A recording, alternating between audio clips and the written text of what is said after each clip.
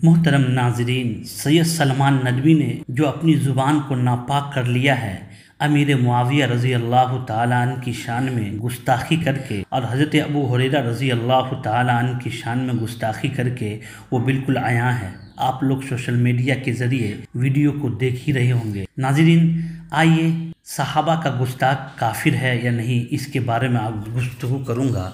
सहाबा को बुरा कहने वाला, सहाबा को तनकीद करने वाला, निशाना बनाने वाला, उनके बारे में दारुल देवन क्या कहता है, आइए समाअत करते हैं। नाजरीन, आगे बढ़ने से पहले अगर आप हमारे चैनल वायरल फतवा पे नए हैं तो चैनल को सब्सक्राइब करें, शेयर करें, कमेंट करें। नाजरीन, आइए देखते हैं। किसी भी सहाबी को बुरा भला कहना, उनको तनकीद व मलामत का निशाना बनाना यकीनन मुजिब फ़िस्क़ व ज़लालत है, यानी गुमराही है। सवाल मेरे वालिद के बारे में है।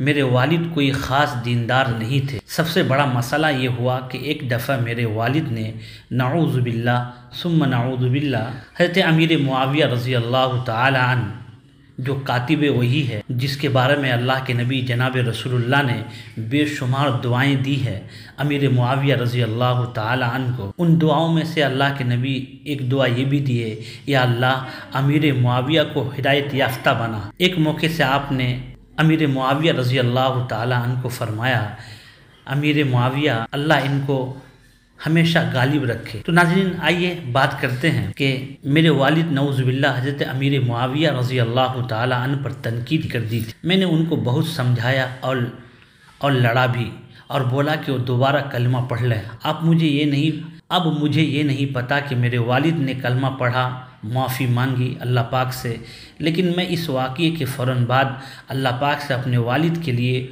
रो रो कर दुआ और माफ़ी मांगी थी। आखिरी दिनों में जब मेरे वालिद एडमिट थे, वो मुंह से कुछ बोल नहीं सकते थे, मुंह में सांस वाली मेंशन लगी थी, लेकिन मेरे वालिद सुन ज़रूर रह सकते थे। इस दौरान मैंने उनसे अल्लाह को याद करने, जो हज़रत अमीर मुआविया रज़ी अल्लाह ताला अन्हु पर तनकीद करी थी, उस पर माफ़ी मांगने को भी बोला था और समझाया भी। मेरे एक रिश्तेदार ने मेरे वालिद के सामने बुलंद आवाज़ में तिलावत की, तो वालिद ने अपने हाथ आहिस्ता आहिस्ता दुआ के लिए कुछ देर उठाए, फिर आहिस्ता आहिस्ता हाथ उनके नीचे हो गए। बाद में मेरे वालिद का इंतकाल हो जाता है। सवाल ये है कि क्या मेरे वालिद साहब का कुफ्र की हालत में इंतकाल हुआ था? क्या अल्लाह पाक मेरे वालिद को माफ़ फरमा देंगे? नाज़रीन, ये सवाल दारुल देवन से पूछा गया है। अब दारुल देवन क्या जवाब देता है, आइए समाअत करते हैं। अल जवाब, किसी भी सहाबी को बुरा भला कहना, उनको तनकीद व मलामत का निशाना बनाना यकीनन मुजिब फ़िस्क़ व ज़लालत है, लेकिन इससे आदमी काफिर व मुर्तद नहीं होता, बशर्ते उस सब शितम वगैरह को बाज़ अहले तशय्यो की तरह हलाल या कार सवाब न समझता हो। इसलिए आपके वालिद साहब हज़रत अमीर मुआविया रज़ी अल्लाह ताला अन्हु पर तनकीद की वजह से काफिर करार न दिए जाएंगे, और इंतकाल से पहले जब उन्होंने तौबा कर ली तो उसका गुनाह भी ख़त्म हो गया। इसीलिए अल्लाह के नबी जनाब रसूलुल्लाह सल्लल्लाहु अलैहि वसल्लम की हदीस है, अत्ताइबु मिनज़ ज़ंबी कमन ला ज़ंब लह, रवाहु इब्न माजा व बहकी फ़ी शोबिल ईमान। इसलिए आप अपने वालिद साहब के सिलसिले में अल्लाह से उसने ज़न रखते हुए मुतमईन रहे, उनके लिए अल्लाह से मग़फ़िरत तरक्की दर्जात की दुआ करते रहे।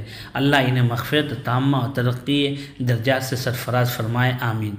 तो नाज़रीन, अच्छी तरह समझ लें, सहाबा किराम के बारे में आपके सामने बात आई। अब आइए बिरौनी टॉन का फतवा देखते हैं। क्या सहाबा किराम को गाली देने वाला काफिर हो जाता है? अल जवाब, सहाबा किराम रिज़वानुल्लाहि अलैहि अजमईन का मकाम उनसे मोहब्बत या बुग़्ज़ या अदावत रखने वालों का मकाम, हुक्म और ख़ुद रसूलुल्लाह सल्लल्लाहु अलैहि वसल्लम ने बयान फरमा रखा है।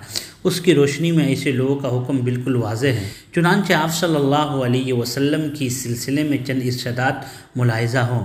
नंबर 1, मेरे सहाबा के बारे में अल्लाह से डरो। मेरे सहाबा के बारे में अल्लाह से डरो, उनको मेरे बाद हदफ और निशाना न मलामत बनाना।